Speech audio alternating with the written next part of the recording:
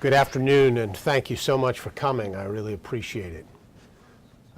The professor that Dr. Sheehan described had a profound impact on us, and I've let that color some of the work I've done in terrorism. And my objective today is to talk with you about state sponsors of terrorism, but also to say a word about this great teacher and kind of the way he thought about international affairs.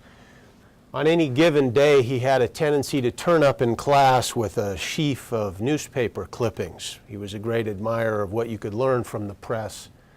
And so he would present us with something like the following. From Strategic Survey 1971, tiny little Xerox I have in my files.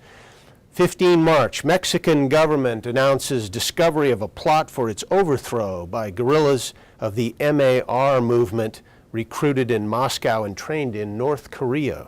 5 Soviet diplomats expelled.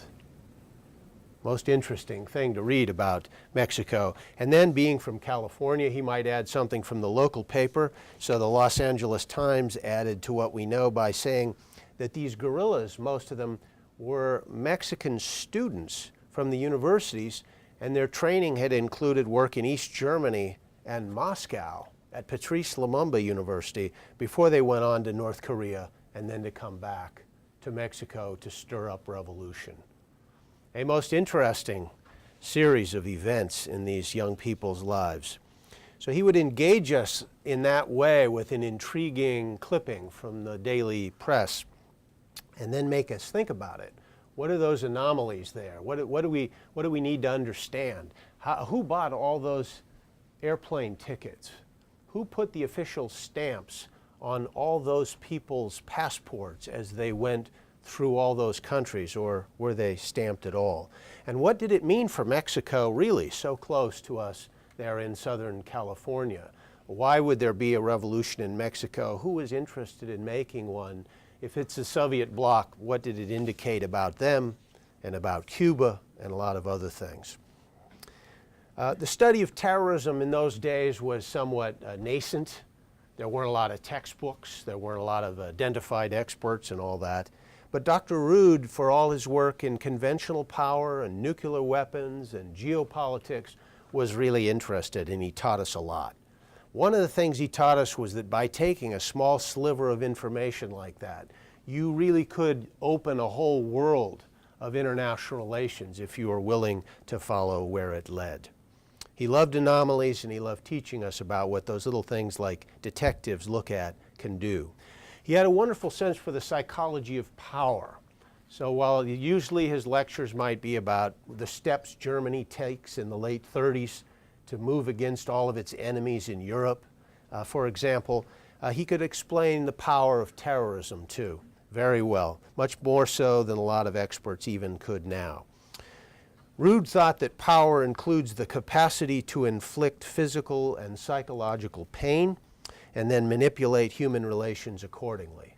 And he felt that in the case of terrorism, very often it was states who used this stuff to manipulate foreign states, to change the environment, and to make them fear death and destruction and do something different accordingly.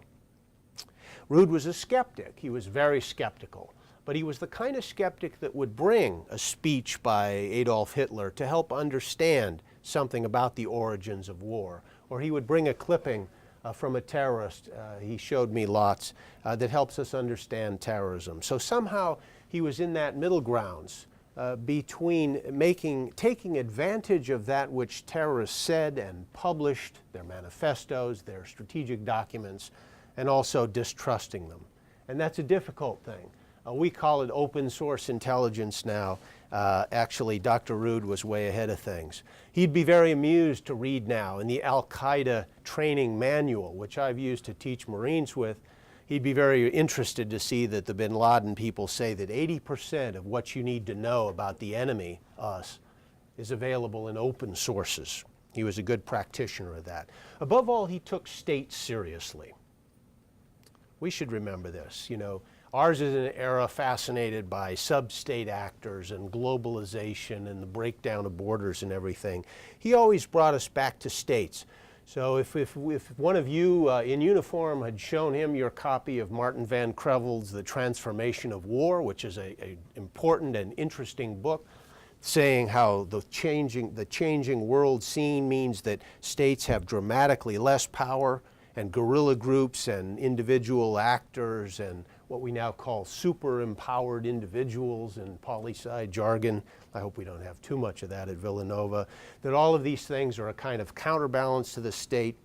Rood would have wanted us to look hard at the way states function and the powers that they have, and in fact the way in which a sub-state group might aim to become a state actor.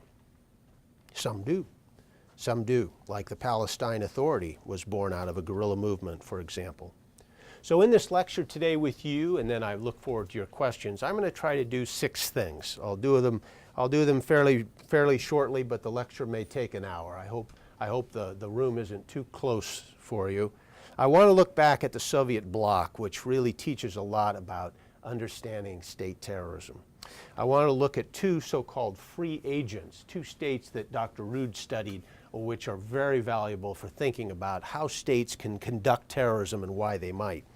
The third part is what I call drugged states, 3 illustrations of states which actually are so deep into the narcotics business that they make us think about groups like FARC instead of sovereign states. Number 4, the 4 states on the State Department list of state sponsors. Number 5, a few words about Pakistan, and then 6, maybe a few generalizations, and then on to your question. So back to the Soviet bloc, which was profoundly influential on all the ways that guys like me grew up thinking about international relations. We've had to sort of muscle our way out of Cold War thinking in lots of ways, but we can't forget it entirely. Sometimes I think we have. For example, there's a few new books about guerrilla warfare, especially Max Boot's book, Invisible Armies. Fantastic book, right? Says almost nothing about Libyan support for terrorism, which I intend to talk about. So we don't want to forget everything that happened. It's instructive. We need to learn from it. Soviet bloc said openly that they were promoters of international revolution. They were proud of it. They thought it was going to make for a better world. They thought revolutionary change was splendid. They preferred to finance and supply national liberation movements, as they called them. So in the Warsaw Pact countries, not just from Moscow, there was an active program of promoting groups like some of the ones I study as terrorist or guerrilla groups. Their advocacy was focused in ideological ways as well as practical ways. When we think about strategy, they had the Communist Party of the Soviet Union and its operatives. They had international sections and even publishers. They produced fantastic amounts of written propaganda, for example. And they had an elaborate military entity and elaborate structures of covert agencies and intelligence organizations, which they used to promote this as well as, so there's the overt and the covert. Well, we know from meetings and memoirs of meetings and such that the Warsaw Pact decided in Varna, for example, in '67, in Prague in August of '73, they met and they discussed strategy and they talked about the need to advance liberation movements. And so the evidence we see of these things later is clear, and it fits within a kind of political framework, an ideological framework. There's quite a lot of evidence about these. The PLO is a great case. One day, Dr. Rood showed me a newspaper. As I said, he loved to do that. But this was an unusual paper. This was a copy of a paper called Fatah, F-A-T-A-H, same name as the main guerrilla army of the Palestine Liberation Organization. Now, the first thing about it is, of course, I don't study Arabic, I'm sorry to say. I'm ignorant of most of things in foreign languages, but this is in English. Now that's interesting. So Fatah not only wanted its particular viewpoint promoted, it wanted it promoted in English to guys like me. So Rood had subscribed to this as well as all the other things he subscribed to. And he shows me a picture taken in Bratislava, Czechoslovakia at the end of the 1950s. So I'm standing there in 1980 or something looking at a 70s newspaper with a picture from the late 50s. In the picture, smiling visage of a young man named Yasser Arafat, identified as Abu Ammar at the time. With him was Abu Ayyad, one of the most famous terrorists later on in that movement, and a couple of the other guys. Caption says that after a meeting of the Palestine General Union of Students, they all dispersed to other places, and they name, East Berlin, Warsaw, and all the other parts of the Soviet bloc. Utterly fascinating for a very young crew of guys to have been recruited, a little bit like maybe some of the Mexicans were, I mentioned, and to have been trained and to been offered opportunities also to be diplomats, to learn about intelligence matters, to travel, when perhaps they might not have been able to do so themselves. This kind of evidence, that was a kind of admission they'd been in the bloc, begins to pile up at the end of the 70s. So Ruud one day showed me a Danish newspaper which had a full interview of a guy from PLO who talked about his Soviet bloc training, which was interesting. None of my books in school talked about that, but there it was in the newspapers. Robert Moss, November 1980, wrote a big piece in the New York Times about all this network of Soviet bloc support. I have a copy of a Stasi document, 1979, which when translated shows all manner of guys you'd recognize like Carlos the Jackal in Hungary and Poland and in the Soviet Union and so forth. So isn't that interesting that all of that was available to us as citizens before the big debate of the early Reagan administration about whether the Soviets promoted terrorism? That was a huge debate. CIA initially said, no, they don't. But you could see all this kind of thing. And this was the kind of thing Dr. Ruud used to ask us to study, as well as be aware of what they were saying over at CIA. In one of my jobs later on, I actually met a guy from the Communist Party of the Soviet Union who was a bagman. He used to take bags of money out of the Kremlin and go overseas and give them to Palestinians who were involved in these liberation struggles. So it was an interesting experience for me. His name was Eugeny Novikov, and he taught for the US government for a while. Part two of this I call free agents. And I'm thinking here about a couple of states that really intrigued Harold W. Ruud.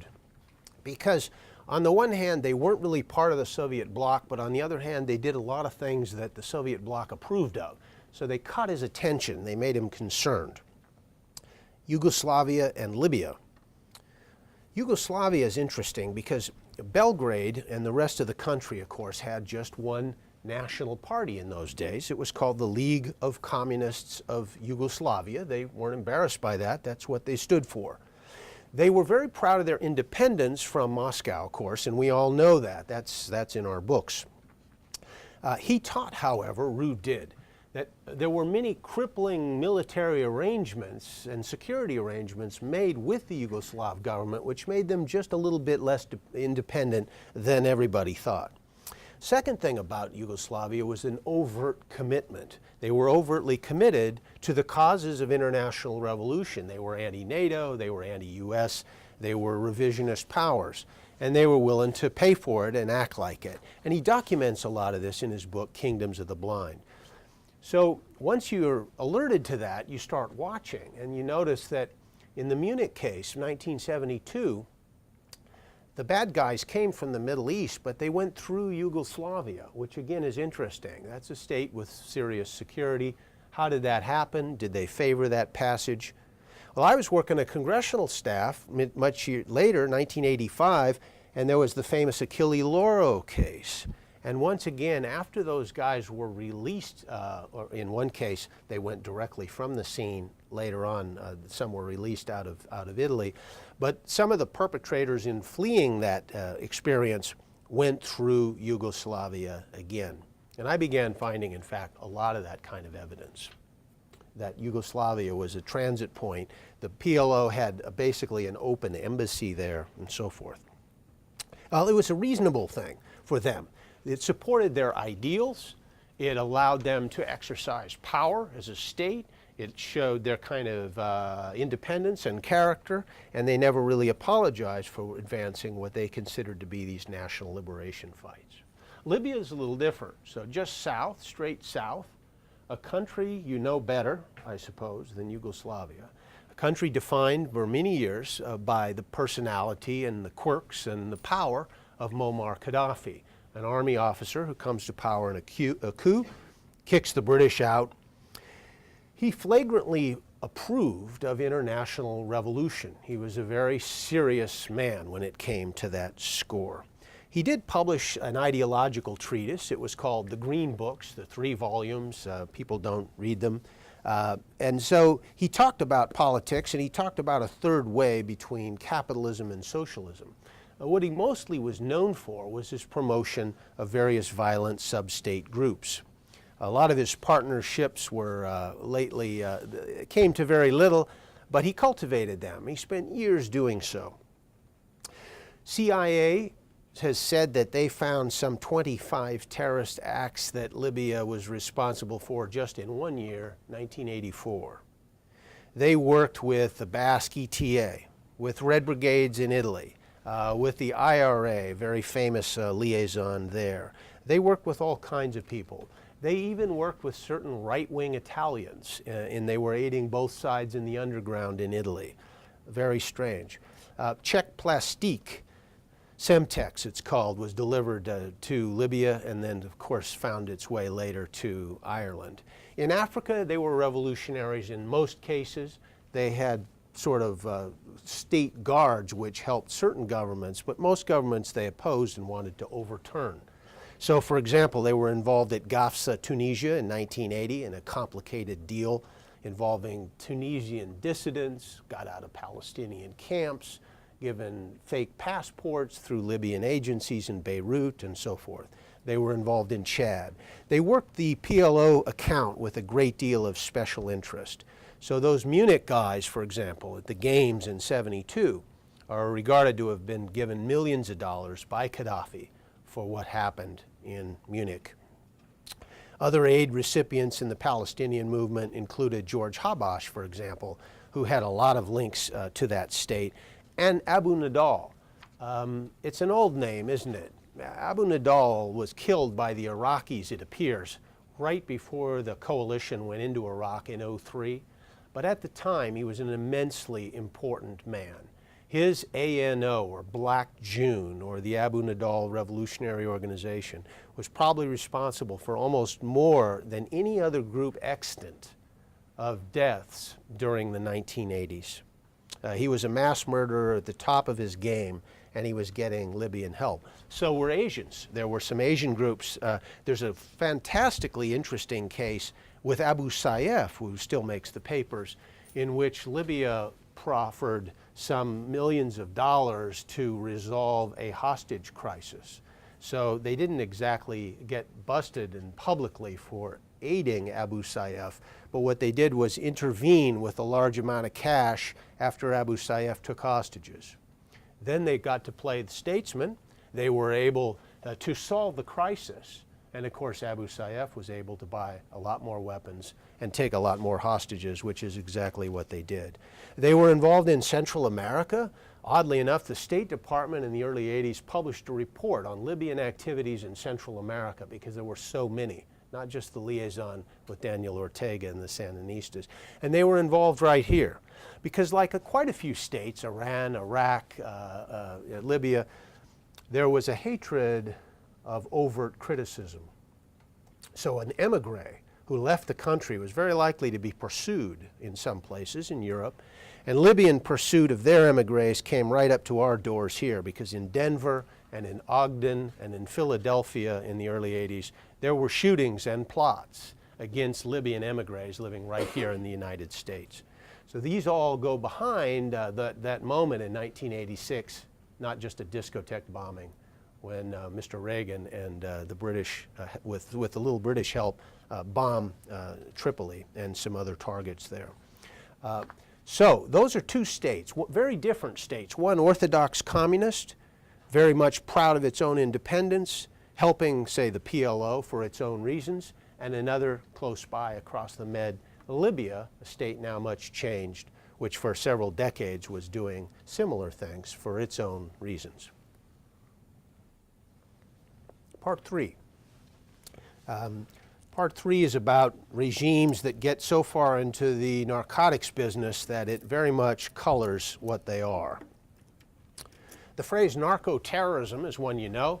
That's formed in sort of about 1990. There's a very good book about it from Basic Books in 1990 called Narcoterrorism. And the thing is, it isn't just individuals or cells or groups. For example, the Madrid train bombing of '04 was very much empowered by a lot of money from the hashish trade out of North Africa, for example. So we know groups do that. This is about states that do it. Back to the bloc, in '67 it appears, Moscow and Sofia got together and decided they were going to go into the black market goods business in a serious way. This is helpful to them to move people. It's helpful to raise money, lots of other things. And so they found something called Kintex. And Kintex is an import-export firm, which is a very valuable thing to run if you're in the state terrorism business. They used TIR truck lines, which could cross frequently without inspections through European borders. They used the Bulgarian state airlines called Balkan Airlines. They used ports at Varna and Burgas. You remember Burgas. That's where Hezbollah recently blew away a bus full of Israeli tourists. So the Bulgarians were hard at work creating Kintex and other means of moving people, narcotics, weapons in and about Europe. Largely they moved dope out of the Middle East, and they brought weapons back from producers like Belgium, Switzerland, the UK, and sold those or moved those down to allies in the Middle East. They were especially tough on Turkey, I'm sorry to say, our NATO partner. Well, Newsday, and a Long Island newspaper, used to do a lot of investigative work. They covered this years back, and we learned a lot more when the Pope was shot in Rome, because the guy who did it turned out to have in his pocket the numbers to a couple of diplomats in the Bulgarian embassy who'd been managing him. They, of course, quickly flitted out of the country. The Italians ejected large groups of foreigners for supporting terrorism after that, many of whom were Bulgarians. The last word on the subject and its seriousness comes from the DEA. Drug Enforcement Agency said this in '84, in virtually every report available to DEA since 1970 containing information on trafficking in and through Bulgaria, the state trading organization Kintex is mentioned as a facilitator of transactions. In turn, sources consistently state top-ranking members of the Bulgarian intelligence service and or former heads of Bulgarian ministries comprise the directorate of Kintex. Thus says DEA. Well, there's a lot of other cases that are equally interesting. One is very much alive now, North Korea. A fascinating study. We tend to see it dismissed as the hermit kingdom or some other language that suggests it's very enclosed and private. But they have a lot of interesting international commerce, it turns out. For quite a few years, I clipped things out of the paper that showed the most strange things taken one by one. A diplomat or an attaché or a military officer from the state being arrested somewhere out there in the world for dealing dope or selling expensive wristwatches or other things that seemed completely odd. And you wondered if it was some sort of private enterprise or a state purpose. I finally asked a Marine colonel about this at the end of the 1980s, and he said, oh yeah. He said, I was an attaché in a Scandinavian country, and one of my first days there, I remember, they busted a North Korean diplomat for selling dope, which was kind of strange. The Washington Post eventually covered this, but it was in a way that Dr. Rood would not have liked, because they played up the whole notion of the oddity of all this. And it had a sort of whimsical character, as suggest that this was some kind of, comedy parade. But in fact, it's a system. It's a system, so it's not a clown parade no matter how many times Dennis Rodman goes to Pyongyang. It's not just a clown parade. There's a system. It's a system for making money. It's a state which is desperate for hard currency, and this is one of the ways they've found that they can get it. They have a building in downtown Pyongyang.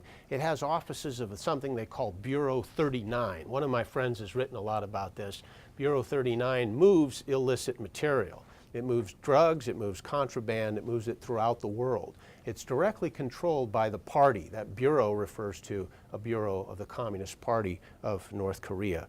And so that has got them involved in a lot of strange things. So if you're a student of the Middle East and you found out after the '06 war between Hezbollah and Israel that the North Koreans had done some of the bunkers underground which were found for Hezbollah, that's a kind of oddity which falls within the perspective of a larger plan here.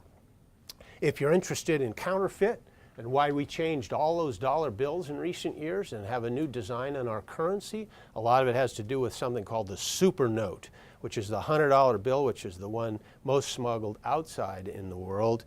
And the North Koreans, as well as other countries, have made those, and they make such good copies that they're almost undetectable. And so it caused us to completely change the way we made our $100 bill. There have been links from these Korean fellows and their regime to the Japanese Red Army and to other certain terrorists. And they've actually used one of the JRA people to move some of that stolen, or created, I should say, the counterfeit currency. So there's an interesting link then between different kinds of black market activities and terrorism. The narcotics problem is truly a problem, not just ours. Japanese police are appalled by the methamphetamine that's reaching their people, and a lot of it comes from overseas, and a lot of that comes from North Korea. The Australians caught a boat a few years down south, and the boat was moving heroin, processed heroin. 3 of the crew were captured later individually. They all had some of this packets of a certain kind of created heroin. So they're creating and selling very important stuff, and it's linked to their long-term practice of terrorism. Here's a query for you, though. Are they still on our State Department's terrorism list? They're really not. Actually, the last administration, Mr. Bush, took them off in an elaborate bargaining process over nuclear stuff. Not necessarily a bad idea, but it didn't work out very well for the American side. And now they're not on the State Department list of terrorists. Last narco state, Taliban. Interesting. We're looking now at Taliban the second time around, aren't we? They ran the country by and large at the end of the 90s. They're thrown out by the American invasion and the work with the National Alliance of Afghans, like the Northern Alliance. But they have all along, with some blips on this record, they have all along made and profited from narcotics. In older days, for example, an Afghan charge in Paris said, for example, Taliban's probably making about $80 million a year on opium. Time goes by, 2009, the Vienna office of the United Nations, which specializes in drugs and crime. Vienna says, no, they're in pretty deep, and they're making at least $100 million a year in opium. The UN is not one to really report things like this very often, but they did. But now we have a very fine journalist, Gretchen Peters is her name, crackerjack American, not criticized, as far as I can tell, by people who know the business. Peters says, you guys are way wrong. By now, Taliban is making more like $500 million a year in narcotics profits, 500 million a year or so. Now, how do they justify that? That's interesting. If they were a state, then they've been whipped, now they're sort of a rising insurgency, aspiring to be a state again, right? If you want that kind of legitimacy and you want to be a governor, how do you deal dope on that kind of scale? Part of the answer might be personal connections. So, for example, Mullah Omar, who founded Taliban, knew a guy named Bashar Nurzai. He'd worked with his father, who was a dope mover, and Bashar is actually now in U.S. federal prison because of his importing Afghan heroin into the United States. It was a personal connection there. Part of it has to do with thinking about laws and legalism. Taliban has a little bit of fancy footwork on what's allowed. See, they discourage any good Muslim from using any sort of drugs. but they're not so worried about the sale or production. So there's a directive that was found in one section ruled by Taliban years back.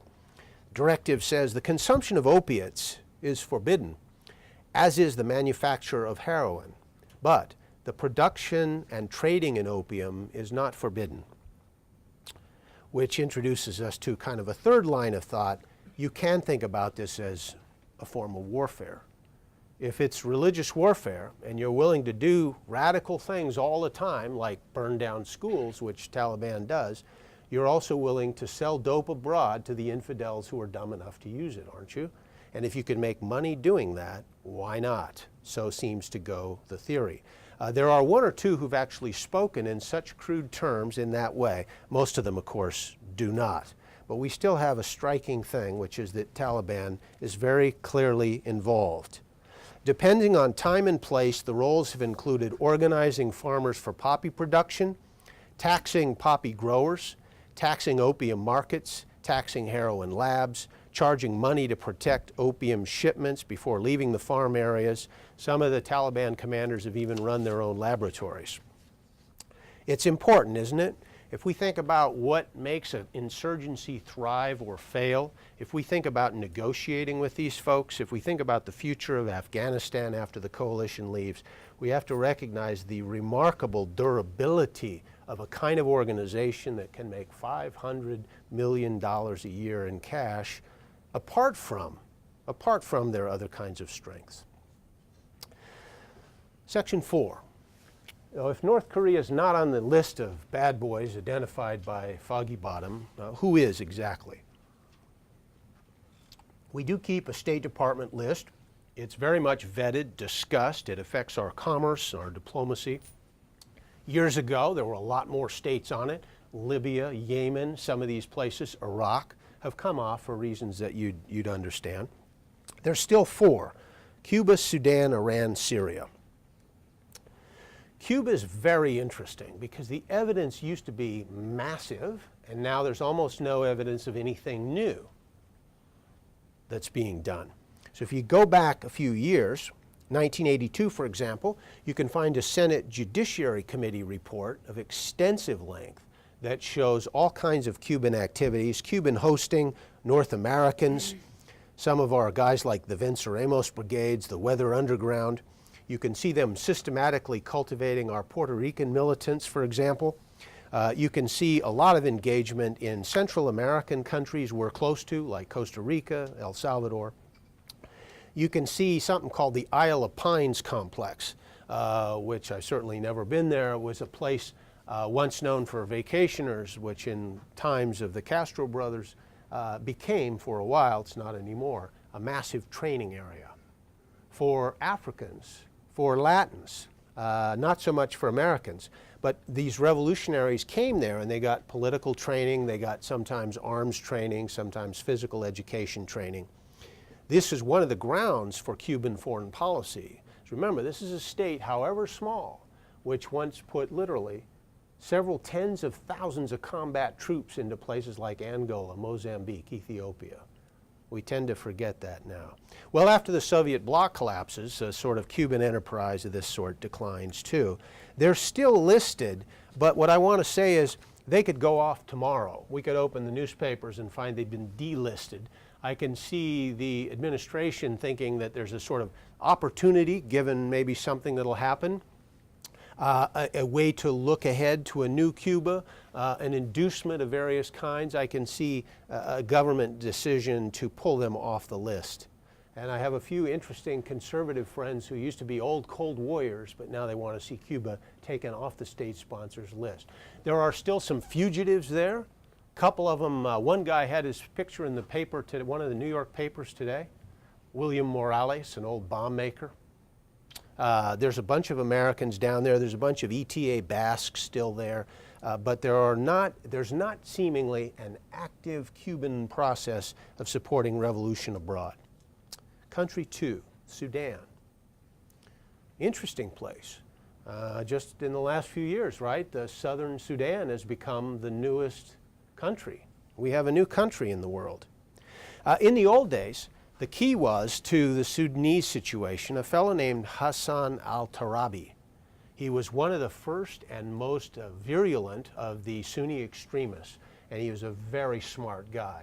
I once heard a long interview with him on the radio. He's an extremely articulate man, in English, mind you. He's British educated, and he had a lot of things to say. He became kind of the power behind the throne in the Sudan. So as Khartoum affairs went, Hassan al-Turabi was an important guy. By '93, the State Department here is listing that country for terrorism.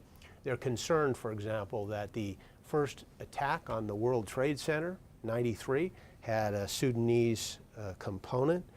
If you're Ethiopian, you might know that in Addis Ababa, they tried to kill President Hosni Mubarak of Egypt when he visited. That happened in '95. I wrote about this at the time in the Christian Science Monitor, but I had no idea bin Laden was also in the Sudan. He was. He was there from '91 to '96. He was pressured out finally by international sanctions. Other friends of Sudan included Carlos the Jackal, Hamas, and so forth. One of the things that's interesting about him is they haven't shown a particular sectarian concern about exactly what school of Islam you're in. They've shown that they'll work with almost anybody who's a zealot for Islam, and they've worked with Shia as well as Sunnis. Iran's done the same thing, which brings us to Iran. Almost too much to say about them. I'm going to have to be real short on Iran. Suffice it to say, they've, in U.S. foreign policy terms, have kind of gone from, as one new book says, from policeman to pariah. It used to be a beloved partner, of course, under the Shah, as a revolutionary state has been troublesome, and they've now been closely involved with a lot of things we don't like, okay, states differ, but specifically clandestine violence and support for groups like Hezbollah and Hamas and many others. It's important that Iran has actually remained bold after all this time as a revolutionary state. They still have plenty of willing volunteers. Only last year, I think it was, there had been a plot, wasn't there, to kill the Saudi ambassador in Washington. That was run by the Quds Force. If you want to go way back to, for example, 1980, just a year after they come into power, it's interesting to think of a man named David Belfield from Maryland area. He killed an Iranian emigre up in Maryland and fled abroad. He's now living openly in Tehran, and he's even made a movie. So he's a quite popular figure back in Tehran. There are a number of other cases in which senior American academics who are experts in Arab affairs were tied to Iranian money. The most embarrassing case was one man who, having denied for years that he was pro-terrorist, disappeared overseas, turned up in Damascus as the head of one of the Palestinian terror groups there. So Iran has a lot that keeps us busy in terms of watching. Syria is the last case. You know as much about Syria today as I do. I'll just step back one way and say there's a major group that were extremely important and still remain so to keep an eye on, and that's the Kurdistan Workers' Party. Founded in the 1970s, not surprisingly, wants a Kurdish nation. There are a couple tens of millions of Kurds. You wouldn't be surprised that such a movement would arise. They've always been tutored by Syria. That was true before. It's probably gonna, it was true right up to the current civil war. So the leader of this, Abdullah Öcalan, is actually now in a Turkish jail, and in one of the oddest things of modern politics is negotiating on a regular basis with the Erdogan government in Turkey about the future of the Kurds in Turkey. He's in jail, and he's still treated kind of like a diplomat because he's that important. He founded the PKK and led them, and for a long time, Syria allowed training by these fellows, and they were in fairly near the Turkish border and trained freely there, and everyone knew about it. And the Turks repeatedly used the diplomatic tools, and it didn't work. And finally, they took a whole bunch of troops and moved them close to the border. Damascus got the message, and Hafez al-Assad ejected Abdullah Öcalan. That was a case of rendition, by the way. He went around the world. No one would host him. He ends up in Kenya, where he's rendered from there and is now in Turkish jail. Section 5, Pakistan. A current case, again, sort of like North Korea or Syria or Iran. Pakistan's complicated, though, very. You know why. An old friend and also a troublesome friend, right, for Washington. Extremely complex case. They do a lot for us in many ways. They've killed a lot of al-Qaeda or arrested them. They've been a good ally in many ways. They've also driven us nuts sometimes about Taliban and al-Qaeda. So they have a mixed record. One way to think about this is that actually there's a fellow right here at your law school named John Murphy. He did a book in 1989 called State Sponsors of Terrorism, and he has a list of sort of 12 or 13 categories of ways that a capital can help a sub-state actor. If you were to look at these, and I won't today, you could go through them and find in almost all those categories a certain amount of support by the capital or tolerance by the capital for terror groups. So there's rhetorical support, there's tacit report. John Murphy certainly talks about financial support. There is permitting the use of territory. So you remember that came up when they found where bin Laden was. Taliban is not only openly ensconced in Pakistan, it's a subject of many, many diplomatic objections. They often just stay in Quetta as individuals. Provision of transportation, training to terrorists. There are unfortunately quite a few cases. Direct planning guidance is one of the categories. You remember in the Mumbai case of November 2008, one of the killers was actually on a sat phone or a cell phone talking directly to his handler in the intelligence service of Pakistan during the operation, talking about who they were killing. Well, the effects on this on India are dramatic and rather obvious. The interesting thing here is that it's clearly a case of state sponsorship of terrorism, and the question really is what to do about it. India, so far as I know, has done very little, but then the United States has also done very little. Dr. Rood used to teach us that that's in fact the kind of effect that usually comes with heavy terrorism. The lethality involved in these attacks and the shock effects basically leave the victim a bit immobile, right? If not paralyzed, unwilling to act, maybe ready to appease. So the fact that nobody's really done anything about this so far would not shock someone like Dr. Rood. On the one hand, we haven't even listed them as a state sponsor, and I've already indicated why that would be hard to do. But we might one day. Pakistan's trying to sort of, as the old storytellers would say, ride the tiger. You know, can they fund and help this kind of group and not have it turn upon them and eat them? That's the question. And they've been hoping so far that they can get away with this, but there's some problems with that. One is it's bad for the world community, and others it's bad for Pakistan. They have a domestic terrorism problem which is enormous. Hundreds of people a year die from terrorism, and that's the first thing they say if we criticize their practice.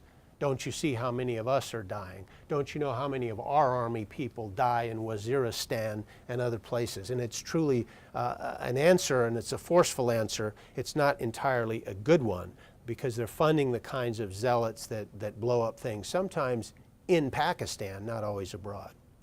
The neighbor, the victim, India, knows a lot about riding the tiger. India spent some years, because of all the Tamils in its own state of Tamil Nadu, India spent a lot of time helping Tamils across the Palk Straits in Sri Lanka. A whole series of groups. Gradually, the Tamil Tigers, the LTTE, become the most powerful. So much so that India later has a peacekeeping force that comes across south and tries to create peace, very much against the interests of Sri Lankans, because of a group they helped create. Their attempt to ride the tiger didn't work out at all. They were burned in many ways. They withdrew their peacekeeping force. They've lost a former prime minister.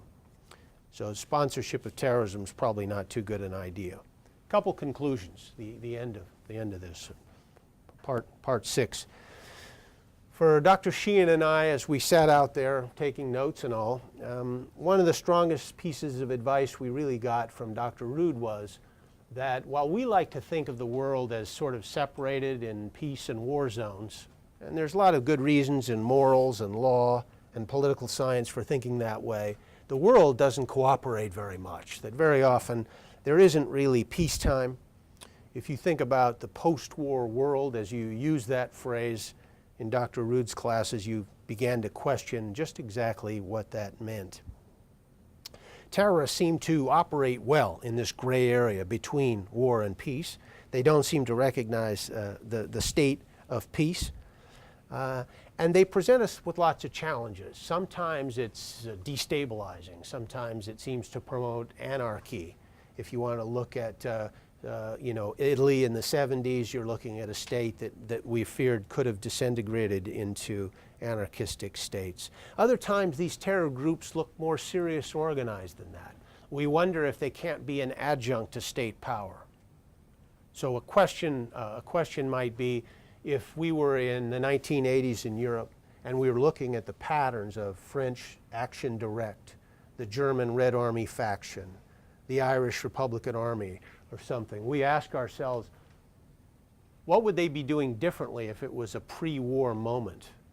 Like if they weren't, what would they be doing right now that's any different than their practices now if they expected general war and were going to take part?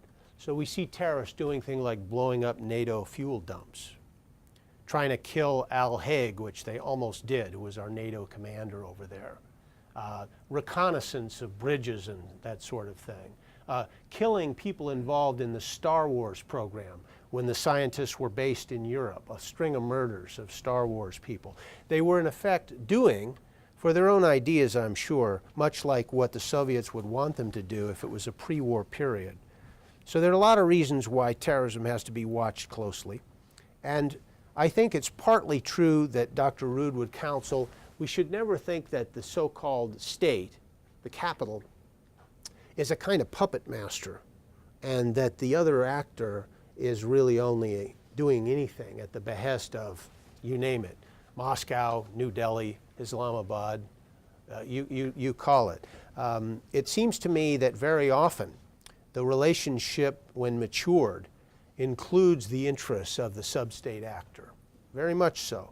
And that's one reason they're so easily formed, these relationships, and why they can be dangerous. So if we think about, say, Hezbollah today, it's astonishing how much money Iran's dumped into that organization, and it's astonishing how much goodwill they get in Hezbollah ranks and how much they can influence Lebanon in that way. But I suspect that Hezbollah's politicians and Hezbollah's followers are also rather pleased by the relationship with Iran. It probably gives them many, many things. So we shouldn't bog down either in the conception of how much the states control these groups. It's interesting. It's going to vary with each group, but it's not necessarily the most significant question.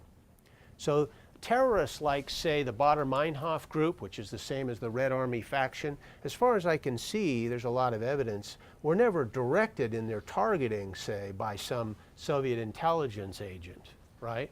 Oh, they met with them all the time. A guy named Vladimir Putin was a KGB agent based in Dresden. He used to see the Red Army faction in those days. They met with them all the time, but they didn't need to and didn't necessarily have to direct their actions or control their actions or pay for all their operations. Dr. Rood told me one day when I told him some stuff about some Soviet bloc support to some terrorists, he said, but the real relationship will have matured when those terrorists are self-supporting. So that's why they do their bank robberies in Ireland and made a lot of money that way. And that's why FARC is in the dope business and so forth. They don't want to depend necessarily on others. So I think that there's a lot of play in both sides of the relationship. I do think it's useful to consider finally the effect this all has and what it says about terrorism. The dimension of state support seems to me to be one more reason why I want to emphasize that a lot of times terrorism is successful. By that I mean Tactically, it's very often successful, right? At a kind of operational level, as a military gal or guy would think about it, it's often pretty successful. At the strategic level, sometimes it succeeds. I mean, they either change another state's policy or they become a state themselves. I don't say this readily. A great teacher in this field, Walter LaCour, spent a lot of time arguing that terrorism often fails, or usually fails. There's a very bad little book that came out in 2002 that says flat out, terrorism always fails, never succeeds. I think that's wrong. And I guess one point too is that the gunmen don't seem to agree. We've had this now as a central part of international relations for about 40 years or so, and the gunmen still seem to think there's some play in the business of terrorism. It continues to be attractive as a strategy, and so I think we can expect more in the future. Dr. Rood said, and this is a quotation from a new monograph that's going to come out, I hope, next year on his thought by Patrick Garrity and J.D. Crouch, who was here last year, politics is not a soft art because important things transpire in politics. In politics, if it's possible and fruitful, it's likely to be tried.